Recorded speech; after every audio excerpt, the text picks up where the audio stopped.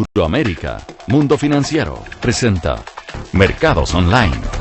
Hola, ¿cómo están? Muy buenas tardes y bienvenidos a nuestro programa. Hoy día el Banco Central entregó la cifra del índice mensual de actividad económica y esta sorprendió, pero de manera negativa. Los analistas esperaban que para el mes de febrero nuestra economía creciera en torno al 4.9%, sin embargo la cifra da a conocer alcanzó un 3.8%, dado esto particularmente por una menor expansión de la demanda interna y también de la producción manufacturera. A su vez, el instituto emisor sostuvo que en este IMASEC correspondiente al segundo mes del presente año incidió que hubiera durante febrero un día menos en relación al mismo mes del año anterior, que fue un año bisiesto. Y en proyección para los próximos meses en términos de comportamiento económico y si esta restricción o este avance más lento de la economía se va a mantener, la autoridad económica sostuvo que efectivamente las condiciones actuales de los paros y de las exportaciones que están frenadas puede incidir, pero que la economía nacional debería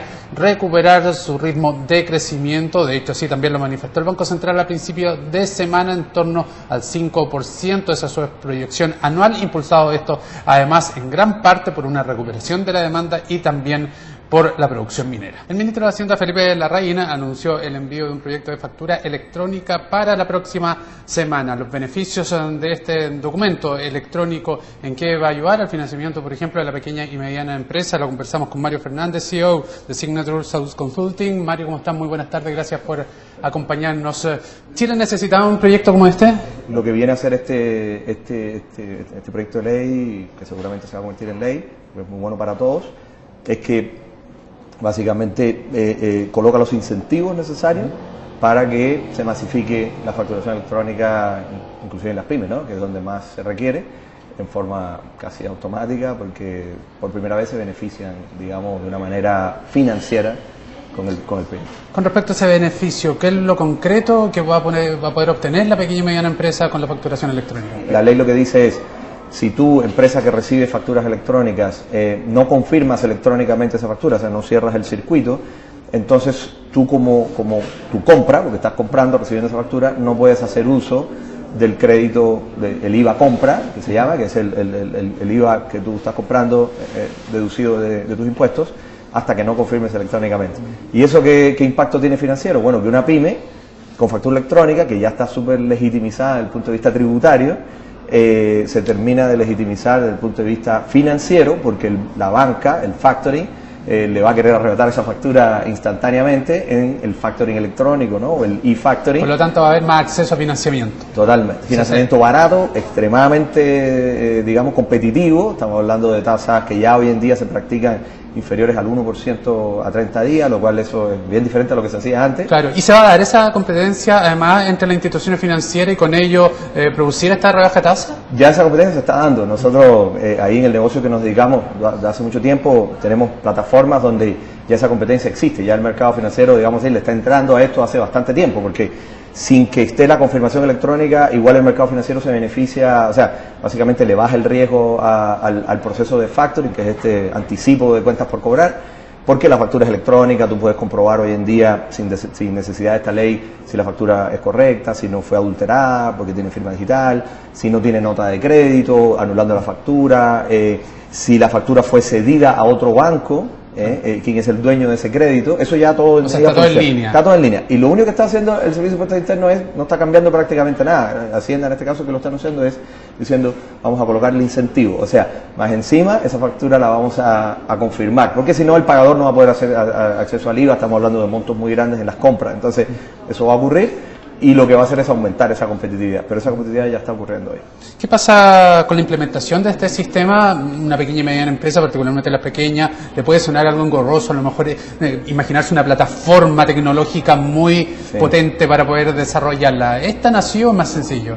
No, es muy sencillo, muy sencillo. Las empresas grandes sí tienen un poquito más de complejidad y tampoco tanta. De hecho, yo te diría que un porcentaje altísimo de las empresas grandes y medianas ya facturan electrónicamente, que son de esos 50.000, los primeros, no sé, 3.000. Y el resto son pymes y microempresas que, como te decía al inicio, usan un software gratuito, entran al servicio de impuestos internos, ahí está el Mi Pyme, y no tiene ningún costo, solamente el certificado digital, y es muy barato, estamos hablando de algunos miles de pesos al año. que es el que le garantiza toda la seguridad y normalmente lo vende una empresa privada, ¿no? Que es el que hace garante de esa seguridad de la identificación de la pyme, etcétera, del representante legal. Pero es un portal para facturar. Y además del servicio de impuestos internos, hay soluciones privadas. Entonces lo interesante es que ganan todo, porque el comprador que no tiene la posibilidad de pagar esas facturas, como se ha estado hablando ahí de algunos grandes compradores del mercado, no hay problema. O sea, él confirmando la factura, el mercado financiero se va a encargar de anticipar esa cuenta por cobrar de la pyme. Dentro del continente, dentro de la región, ¿en qué nivel está Chile con la implementación de este sistema? Muy interesante esa pregunta, porque muy poca gente sabe que Chile fue el pionero en esto en América Latina. Chile, digamos, en su momento, en el 2003, cuando ya comenzó el proyecto, porque se estuvo gestando un poco antes, con todo este proyecto de modernización del Estado, que se hizo aquella renovación de Chile Compra, el portal de compras públicas y todo. La verdad que el gobierno de ese momento tuvo una visión muy grande. Resulta que se armó el proyecto y fue el primer país de América Latina, y después vinieron varios países, algunos imitaron lo bueno, otros se fueron por su cuenta. Por ejemplo, el caso de México se fue por su cuenta y fracasó, después de 5 años tuvo que rehacer el proyecto. Sin embargo, Brasil, que todos sabemos lo que significa en el contexto latinoamericano y mundial, visitó Chile, las entidades tributarias brasileñas visitaron Chile, y en una colaboración que se realizó ahí, copiaron el modelo chileno, ellos lo reconocen, pocos se acuerdan, pero lo reconocen, copiaron el modelo chileno, lo turbinaron, como dicen los brasileños, ¿no? En realidad lo complejizaron, porque su modelo tributario es bien complejo, mucho más complejo que el chileno, y le pusieron un poquito más de intención y lo hicieron obligatorio. Entonces la facturación electrónica hoy en día en Brasil es mayormente obligatoria para las empresas, un tipo de facturación que es la mercantil, que se le llama, y eso hace a Brasil el líder mundial en penetración de facturación electrónica. Chile, dentro de eso, nunca nadie le va a quitar su pionerismo, ¿no? Pero se rezagó un poco, ¿no? Chile podría probablemente haber aplicado un poquito más de intencionalidad en el proyecto con estas cosas que estamos hablando, que se podían haber hecho antes también. Así que este gobierno también tiene un mérito súper grande, porque así como el gobierno que lo promovió el proyecto inicialmente, que le ha dado como una intencionalidad de mucho más valor agregado y mucho más, sin tener que obligar a las empresas a hacer factura electrónica, simplemente colocando los incentivos para que esto fluya. Ok, Mario Fernández, CEO de Signature South Consulting, muchas gracias por habernos acompañado, darnos una versión interesante, además una apreciación de un hombre que ha estado por largos años en el negocio, acerca del funcionamiento, los beneficios de financiamiento y particularmente para la pequeña y mediana empresa. Nosotros revisamos el mundo en cuanto a resultados bursátiles. En Asia se vivió una sesión mixta, en cambio lo más destacable en torno al comportamiento de los mercados fue el nuevo incremento del Nikkei japonés, que subió 1.58%, quedando en su mayor nivel desde septiembre del 2008, gracias a que perduró el efecto de las ambiciosas medidas de flexibilización presentadas por el Banco de Japón. Tan solo en 13 sesiones, en 3 días, ha avanzado más de 7%, 21% de rentabilidad anual. Europa vivió una sesión de pérdidas, excepción de Italia, esto influenciado principalmente por el dato de creación de empleo en Estados Unidos, que ya se los cuento, la tensión en Corea del Norte, y además sigue los efectos ante las decepcionantes palabras de Mario Draghi, presidente del Banco Central Europeo, en torno al comportamiento de su economía. El índice de precios selectivo de acciones a la baja durante la presente jornada cerró con un descenso de 1.26% y además acumuló una pérdida semanal de 3.6%. La acción más transada fue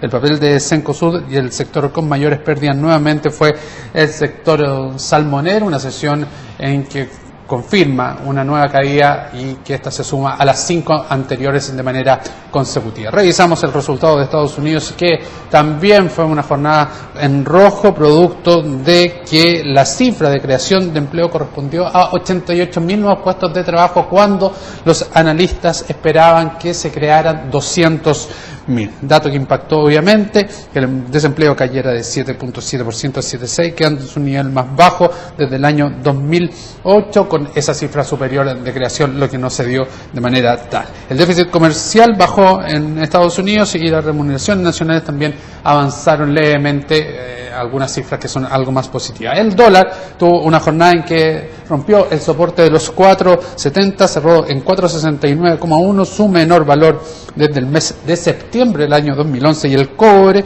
se recuperó en parte 0.54, pero cayó en la semana 2.26%. Nos vamos y nos encontramos el lunes. Que pase un muy buen fin de semana.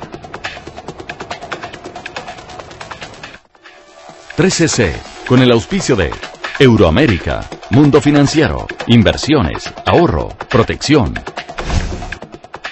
Presentó Mercados Online.